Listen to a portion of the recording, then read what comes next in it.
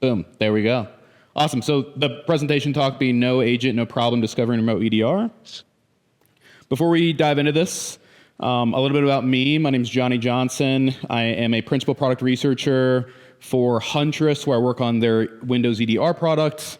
A little bit of research interests that I have are Windows internals, reverse engineering, extracting different telemetry components, and then different hobbies outside of my computer when I actually decide to go outside, are overlanding, jujitsu, and I golf. Not well, but I golf nonetheless. So a little agenda here. We're going to talk about the backstory of how this research kind of became to be. And then we're going to talk about this thing that I came across called performance logs and alerts. And then we're going to talk about ETW and some impact and conclusions here. So a little bit of backstory here. Earlier on in the year, roughly February, March, I was working on a tool called ETW Inspector that I have. It's a .NET tool that's used to enumerate, create, and deal with different various ETW components. And for those that don't know about ETW, I'm going to jump into that here in a little bit. But when I was diving into that, I was running into an issue. And one thing about ETW is there's things called trace sessions, which would allow me to tell me who is collecting what telemetry on the machine. And one issue that I was having is I could enumerate all the trace sessions, but I wasn't able to see what providers they were consuming from. And so there's a tool out there called Logman. It's a native tool from Microsoft that does this, and I basically wanted to replicate this. So I did what any sane person would do, and I opened up IDA with Logman. And when I initially jumped into this was like a Wednesday after, like evening. I think I had a bourbon, and I was like, this is only going to take me like an hour or so, because it's probably an API that I'm overlooking. And then I opened it up, and I realized that's not the case at all. I saw this function to co-create instance. And for those that don't know, if you see co-create instance, that means there's COM being instantiated. And that quickly made me realize that this was going to be a longer night than I kind of anticipated. Because underneath here, there was a bunch of COM methods that were being invoked, and that meant that this wasn't just some Win32 API that I had to deal with. There was something even deeper. And as much as the next person, I love COM, but this made me feel very sad because when you deal with COM, it's a very long process. There's typically a lot more methods than you think, but it's also exciting because that means there might be something I could uncover. When going into this, I realized, and sorry for the shift here of the image, I realized that there was this interesting COM interface called iData Collector Set Interface. And inside of this, it was mentioning these things called data collector objects, and it mentioned that you could set, add, or even remove these objects. And that was interesting to me because I was initially interested in just enumeration. And I was like, okay, so there might be some more under the hood here than I initially anticipated. So then I dove into this a little bit deeper, and I realized, if you see on the right-hand side, these are some different methods that were quite interesting. You have data collector set delete, you have start, you have get data collector set, all these different things. And at this point, I didn't really understand or know what a data collector set was, and we'll touch on that here in a moment. And then I realized that there was a lot of different methods here that were not only made for enumeration, something I was quite interested in, but also for writing or setting these configurations. And if Logman was using it, that means there had to be some thing related to ETW here. And so I kept diving in, and I realized something quite interesting, that this is a DCOM interface, actually. And for those that don't know, a DCOM interface means that it could instantiate these objects remotely across machines. And I saw this because I saw these two methods here called query and commit. And within both of them, there are these parameters called server, which allow me to specify a host name or an IP address. And I was like, wait a second, if this means that this is a DCOM interface and I could do some enumeration, there's potential here that I could not only enumerate trace sessions on remote machines, but potentially create them. And this was interesting because historically, there's only been trace sessions locally, right? There was no way for people to do that remotely. So then I ran into this thing called performance logs and alerts. And I realized that this is a protocol set of the ecom interfaces. And there's a bunch of different supported interfaces. I'm not going to go over all of them, but there are some ones that are quite interesting, right? There's the API trace data collector. There's the iData collector set. There's the iSchedule and things like that. However, the iData collector set is the primary interface that you're going to interact with from a development perspective. But when we keep diving into this, I was like, okay, I need to understand what a data collector set, because I see this term just literally everywhere at this point, and I need to kind of do a little bit of research on what this component is. So a data collector set is the primary entity of the PLA, the performance log and alerts. It defines where the data collector, which I'll dive in here in a moment, object runs in terms of hosts, where the logs are written, when it runs, so what schedule it runs on, and the credentials that it runs behind, so what user it runs, right? And also, most importantly, what data collectors to use. And I realized that when diving into this, that there were various different data collector types here. There are 5 specifically. Oh, it broke out there for a second. And behind every type is another interface. And this goes back to the supported interfaces that I saw earlier. And so behind every data collector type, I'd had to deal with another interface, which made me set up all these configurations.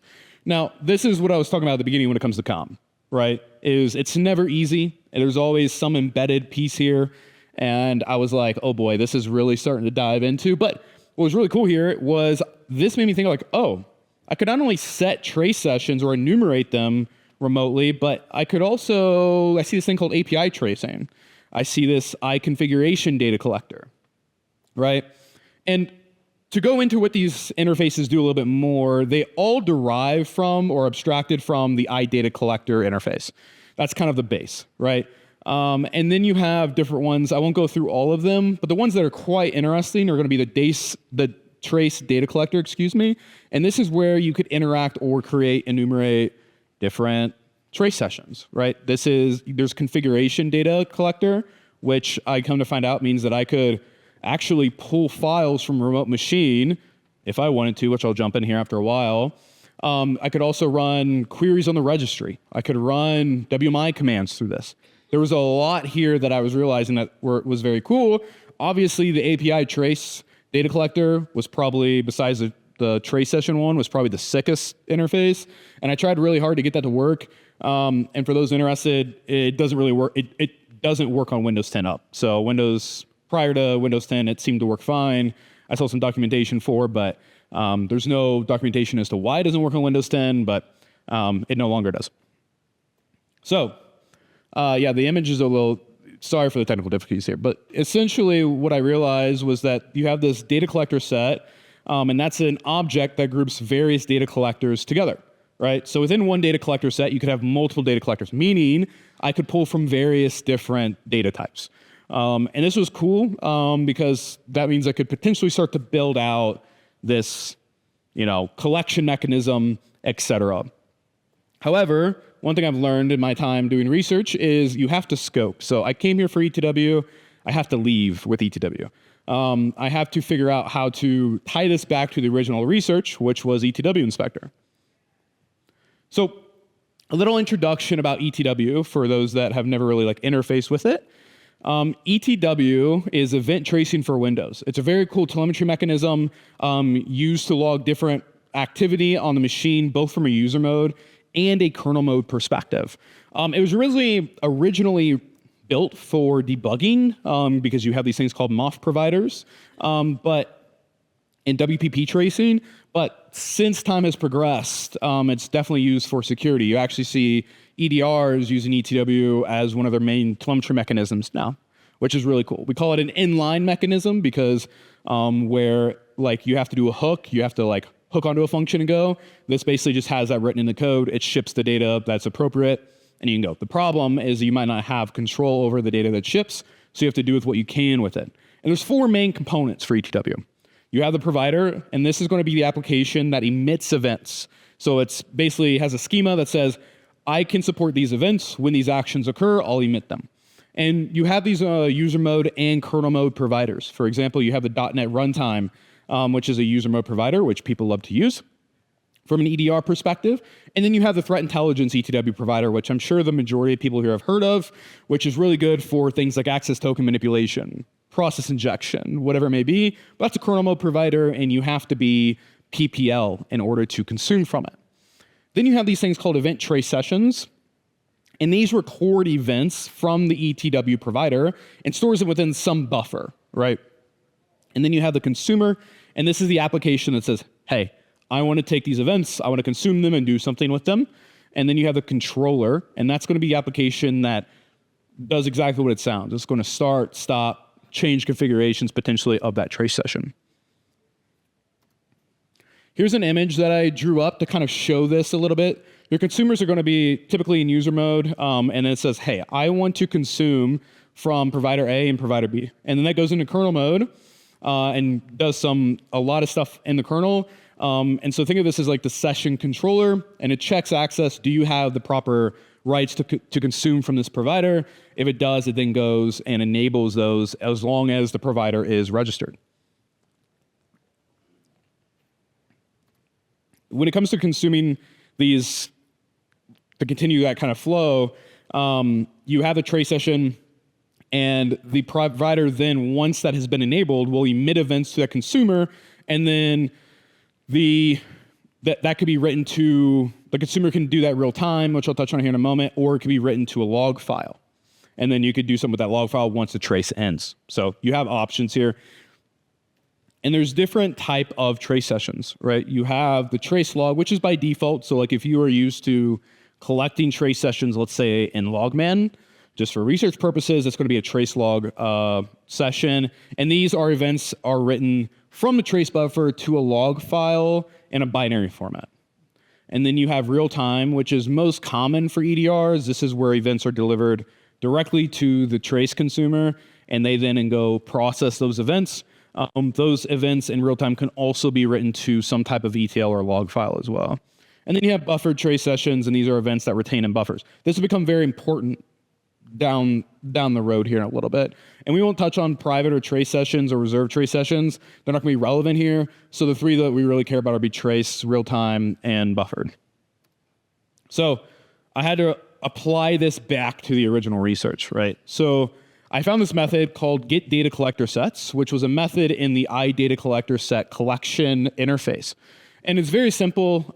You see that the first parameter is some server, that's perfect for us because it was exactly what I wanted. I wanted to do this locally, but also remotely. And it looked like I could input an IP, host name, whatever it may be. Now, you then also had this filter. And the filter was interesting because I realized there was this thing, something called namespaces. So I had to specify where I wanted this trace to come from, or where I wanted to enumerate it from. So namespaces store where sessions are held, or the various different data collector types where they're kind of stored. Think of this as like a folder. There's 5 different types of namespaces. I'm sure many here have heard of autologger sessions.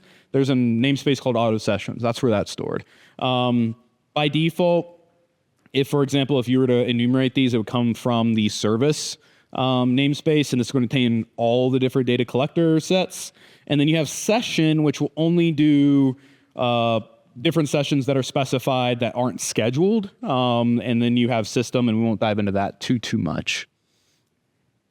So what was interesting was I created a data collector set specifically, and I then started to enumerate some type of data, or I started to pull this via a trace session. So I had a data collector set here called test trace, and inside of that, some type of trace session. And what I noticed through Logman when I enumerated it was that the trace wasn't seen. And I was like, well, this is weird because I'm trying to replicate this, and now for some reason Logman's not seeing this. And then I started to dive into this, like where inside of these namespaces is Logman really looking? And then here you can see where the various namespaces are, right? You have the service namespace, which is where my data collector was at. You have the system namespace. You then have the session namespace. And then you have the startup event trace session, which is going to be auto loggers or auto sessions. And what I come to figure out or realize when I dove through the code and also started to test this a little bit was that Logman was only pulling from the session namespace.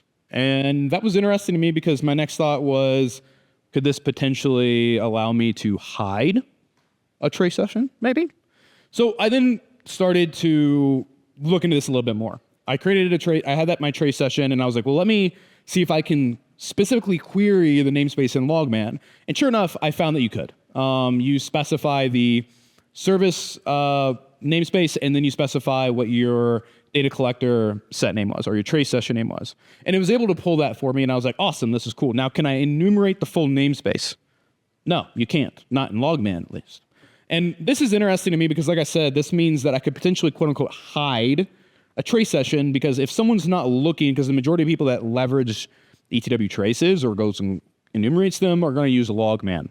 And this means that I could potentially, quote unquote, hide a trace session from the normal person that's looking for it. And this was interesting to me, and this will come into play here in a moment. Now, inside of ETW Inspector, to kind of round that off the enumeration bit, I wanted to be able to query these. So I wrote the code in .NET. Here you can see I have this function called get namespace filter, and then it specifies what namespace I'm going to specify in order to get data collector sets. And I could also pass in all, which would allow me to enumerate all trace sessions on the machine, which was awesome for me because at that point, I could see more than Logman saw. And here's an example of that. If I call ETW, get ETW trace sessions, and I specify the namespace for not only service, but I also specified it for all. And I was able to pull everything back. And this was cool for me because I was like, great, now I have a more powerful tool than Logman in terms of enumeration.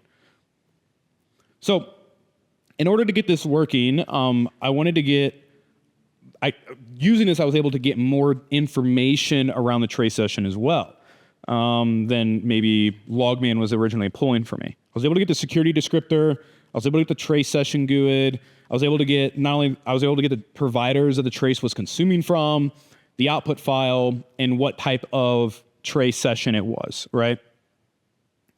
And then I was able to see this XML format, and this is going to become very, very important here in a moment. But I was able to get this XML of what this data collector set was. And what I realized was, no matter if someone creates a regular trace session or does this through this data collector set, you have this XML file, which you can reuse potentially. So it worked remotely. If I were to enumerate this, I was able to see and enumerate trace sessions remotely. So this was a big win for me. I was like, awesome. Now I need to move to something that I actually really care about, because enumeration's cool, but you know what's even cooler? Creation. Okay? And I was like, okay, let me see what I can do here. And I was like, what would I need to do in order to create these trace sessions or these data collector sets remotely? And so I started to dive in to these functions that I remembered from earlier, which one was called commit. And commit was nice because it allowed me to set essentially the data collector set. So I was like, okay, this is nice because if I can figure out how to configure this, I'll call this commit, which would be my main method to get this to work or set on the remote machine. And so when diving into this, I was like, there's a chance. And I got really, really excited because that would be sick. And also, no one has really done this before. So I started to dive into this more. And I realized that there are different methods that seem to support the creation of data collector sets, setting what user runs the data collector set, but also starting and stopping these collector sets. And I was like, okay, this is cool. Not only can I create, but I can control a trace session locally and also remotely. So I was like, what would I need to do to get this to work well? Well, first, I'd have to leverage the iData collector and input all of the required data. So where the log file was, where I was going to write to, just some of the basic stuff. And then I realized I had to then run and deal with the iTrace data collector interface as well if I wanted a trace session and input all the information that we needed for there. So the session name, what type of session was this going to be, the flush timer, all of these things. And then I also would have to embed various other interfaces to specify what providers I wanted to collect from. And this was cool because this works, but it became very tedious. And in my mind, I was like, I'll do all this if I have to, but I don't really want to, because that's a lot of comm, that's a lot of like checking. And if I want to make this dynamic, that's just going to be a pain. So there has to be a different way. Now, remember earlier I mentioned about that XML format. I was like, well, I keep seeing these function calls to something about set XML or pull, or I think it was like collect from XML, whatever it may be. And what I realized was I was able to basically take, or potentially take, the XML format that I got from maybe enumeration or other means, and I don't know, modify it and then set it and then commit it. And so I was like, great, this is a better option for me. And it seemed a lot less tedious in terms of making this dynamic. So I had to then figure out, can I pull this easily, or could I create this easily? Because I knew an ETW inspector, I could pull the XML.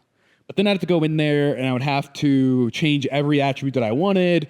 And it's like, okay, but is there an easier way to do this? Like, that I could preset it. And so for those that don't know, some of the images that I was shown earlier come from a tool called Perfmon. And Performance Monitor is built on top of the PLA and its interfaces. And so this was actually a tool that I used at the beginning for the majority of like my quote unquote POCs, whatever it may be. And I was like, dear Perfmon, please allow me to export an XML. Please let me create exactly what I want here and export this, and then I could change maybe things on the fly and it would be less tedious.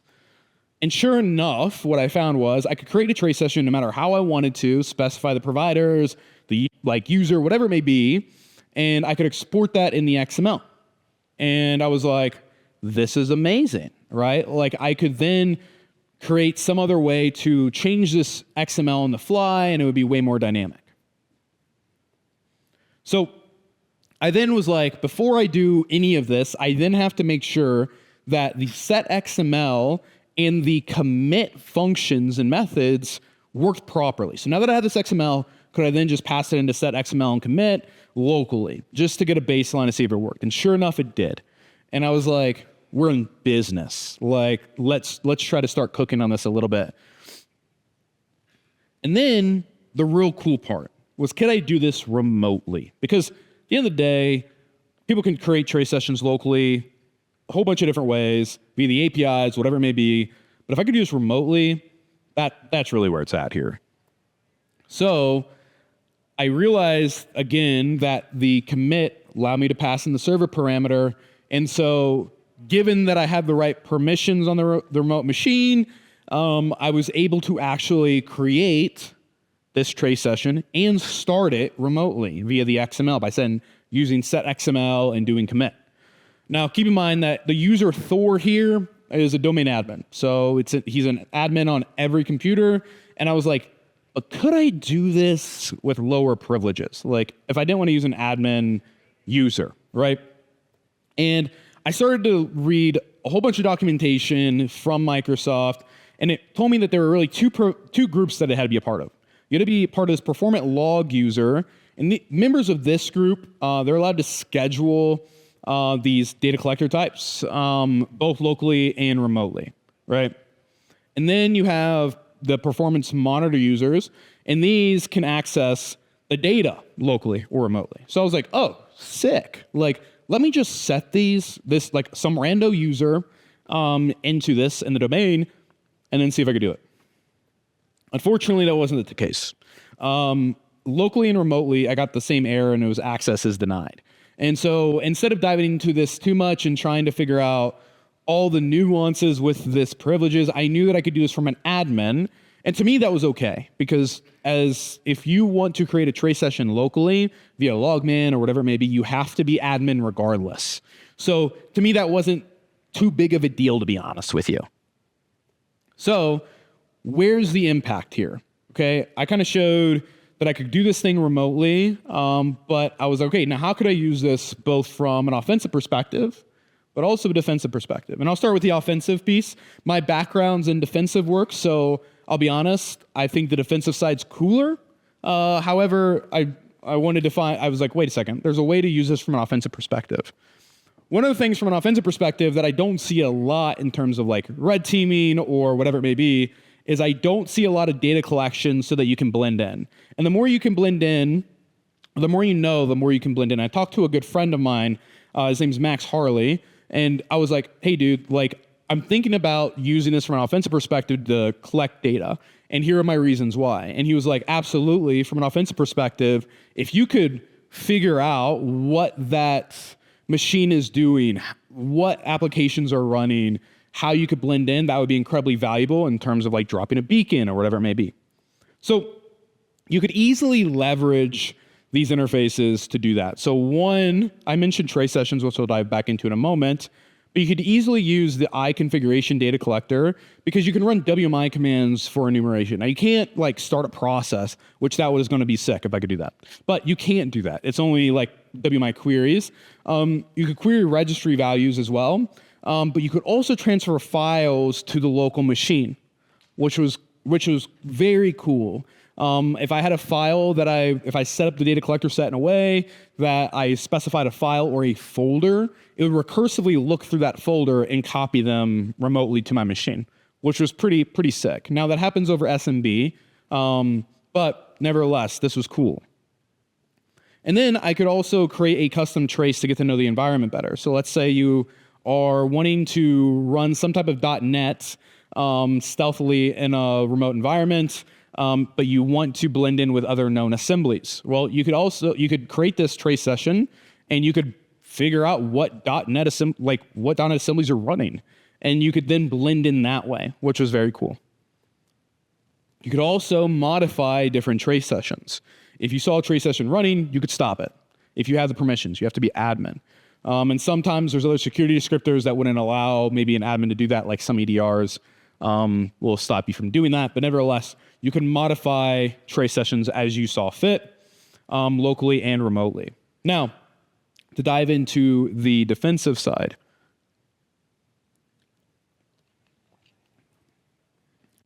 I wanted to create an agentless EDR, aka remote EDR. Now, the reason why I was interested in doing this, one, because I do defensive work, and a while back I created this tool. It's based on my own EDR. It's called JonMon, and historically, all EDRs were local, right? You would have a kernel mode driver, you would have some type of consumer that maybe would consume from ETW, but all that needed to be local. And so I was like, what if I could create a remote trace, store the trace file locally, potentially, to my machine, and parse it, and it looks like nothing was on the remote machine. Now, I knew that I could save these files locally when I was looking into the offensive side and through SMB. And so I was like, okay, I know that's possible, and I know I can create a remote session, so let's see if this will work well. And I realized that I could leverage the XML template as the base data collector. Now, what I mean by that is, on my own machine, I could create a data collector set via this GUI and perfmon. I could specify what providers I wanted to consume from, I could specify what I wanted the trace name to be, I could specify a whole load of stuff that I wanted to do. And now I'd have to configure and modify that as time went on. However, I could at least set the base, and that was very that was great for my use case here. And anything I didn't want to change, I could literally just remove and have my code update that inside of the XML. Or the cool thing was, instead of doing that directly, I could just use the methods that were provided in the interfaces, and it would specify that for me. And I'm like, this is amazing. So I then had to leverage, like I mentioned, these set functions to make this more dynamic.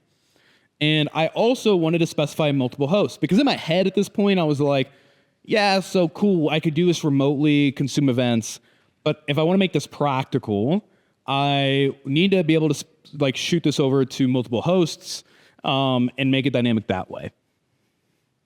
And I needed to leverage an administrator account, not only to make sure that I was running the trace session, but they need to be admin on my machine so they could speak over SMB if I didn't want to like change folder permissions, etc. So I get the ETL file back. Another piece that I had to focus on as well was I mentioned these trace session types. I had to figure out, okay, this would allow me to specify either a real-time trace session type, a regular trace log type, or a buffered, and I had to figure out which one would work. Well, obviously the buffered wouldn't work because that just sits in a buffer. I can't access that buffer remotely, so that's off the table. And then I had to figure out, well, could I use real time? And well, I'm not on the machine, so I can't just get those events directly, so there wasn't a good way to do that. So instead, what I wanted to do was, or I ended up doing, was using the trace log type. And that allowed me to basically write to an ETL file, but there was still one hiccup here. I had to be able to flush the buffer to that so that it was at least somewhat real time. And the nice thing was, I realized in these interfaces was that there was a function to allow me to set the flush timer. And I was like, oh, this is money here, because I couldn't deal with the ETW APIs directly, right? Like this was all being done through the interfaces, so I could only use what they gave me. But they allowed me to set the flush timer. So I was like, if I could set this remotely and then set a flush timer for every second or every 2 seconds, that's near real time. And then if I set a circular log file, I wouldn't have to deal with the size. I would just literally write the old events. And if I was flushing the timer in time, I get the events. I don't care if those get overwritten, and I would wait till the next and I would just parse it. So I was like, this would be awesome for me. So enter JonMon Lite. JonMon Lite was a custom tool I created in order for me to be able to collect these events remotely from any host that I wanted to. And how I did that was, oh, can you guys see that okay? Here, let me zoom on this and then. And this is a example of JonMon Lite when it was first being done. So here you can see I'm on a WEF server, and I have this Asgard and this Wakanda host. And then I run JonMon Lite. I pass in a config, and I'll jump into that here in a moment. But I'm able to start these trace sessions, and then I'm actually able to see those events real time here if I open up Event Viewer. And I go into where my JonMon Lite log was, and I'm able to parse these things. I'm getting a whole bunch of different types of events here. The ones that you see here are process creation, DP API, etc. And this was great. Oh. Great. All right, next slide. There we go. So I did this, I was able to set this dynamically by using a config file. And again, when I pass in the config file, I could just use those set functions. And that's exactly what I needed to do here, was I was able to specify the XML path that I was going to import for the set XML piece. I was able to then set where I wanted the ETL file path to be. And then I was also able to set where the root path would be. And this would allow me to specify that I want it to be on a remote machine, on my machine. But I had to, again, be a specific user. So I passed in an admin that I knew I had on the machine, as long as passing in the workstation names that I wanted. And so like I mentioned, this allowed me to set different collection properties dynamically and on the fly. And there's not a limitation in JonMon Lite. You could specify 5 workstations if you want. You could specify 10 workstations if you want. It doesn't matter. I tested this in a bunch of different ways. And so using this config, I was able to update via the methods directly, use the XML as the base config, and then ship it through. And like I mentioned, this allowed me to set it on or get the events on my local machine. And because those were being flushed, I would see SMB traffic, and then I was able to parse them. And so this was close to real time as I could get. As you saw in the video, set JonMon Lite, it sets it, and then remotely, I was able to get those events very, very quick. And for those that don't know, there's a bunch of different ETW providers from a remote perspective that would be extremely valuable to collect. You have process creation events. You have file creation events. You have registry events, you have .NET, you have AMSI. There's a bunch of different things. Some of them are kernel mode providers, some of them are user mode. But nevertheless, there was a lot of value there. And so how I did this was, like I mentioned, with the config, I specified, I would pass that in, and I would then call in these methods to put the display name, right, to put the root path, and then to commit and start the trace sessions. And it looks like this under the hood from an architectural perspective. It takes the XML trace provider template and a JSON configuration. It creates the data collector sets on specified machines, both locally and remotely. It establishes these trace sessions, and then it streams the parse events to the local event viewer for analysis. Because what I'm able to do is basically read from those ETLs. I have different threads running. I could then parse those out, and I'm able to read those just fine. So here's a couple of cool examples of this being done remotely. So I have on one machine, I'm running Rubius, running the Kerberos command, and remotely I'm able to see that information via the .NET ETW provider because I'm consuming those events. This was cool because if you're an adversary or an offensive user, one of the first things they do is look for security tools. And if all you see is Windows security events running, but you don't see an agent running, it's like, well, why do you really care about OPSEC all the time? And so I could just run what I want to run. And whether this is in a beacon or whatever it may be, if someone doesn't change the Rubius assembly name, you're going to see that. Or if they don't also patch the ETW provider, but that's not what this is about. You also have the WMI event subscription consumer, but I could pull this, and if I created a permanent event subscription, I was able to see that, which was awesome from a persistence or like perspective and track back who it came from, etc. And there's a lot more that you could do within these events as well. I could then start to enumerate different processes and start tie these out, and then really start to build this out. Lastly, here's a really cool example of leveraging RPC remotely, or consuming those events, and then be able to see when someone executes, let's say, DC sync via the MSDR-SR interface, and the method string get NC changes. This is done with when someone DC syncs. And so you could see that as well, which was super cool. So this is just a POC, but it shows the potential for building remote solutions. And I've built this out, and I've tested it a whole bunch of different ways. And you can gather different telemetry virtually from any provider unless you don't have access from like a PPL perspective. Because if you're admin, you can really start to consume from mostly anything. But you have things like the threat intelligence ETW provider where you have to be PPL in order to consume from that. And there's no way to turn that on for this process unless I had an agent running on the remote machine. Now, real world scenarios that like I dove into a little bit when it came to this, because I got really into this rabbit hole. I was like, could I consume this data, parse it, send it up to Sentinel? And I got all that working. And I was like, this is super cool because I was able to join Windows security events and these remote ETW events. And so like, let's say in a situation, you're a WEF machine, a Windows event forwarder machine, you're collecting Windows Windows security events from remote machines. And then you want to also leverage JSON Lite for ETW events. You could start to parse that, and you could send that to some type of SIEM, Microsoft Sentinel, and you start to join that data together. I got this to work. It was pretty sick, but I just didn't have any screenshots at the time for this. So this allowed me to create different detections and start to play with it that way, which was quite cool.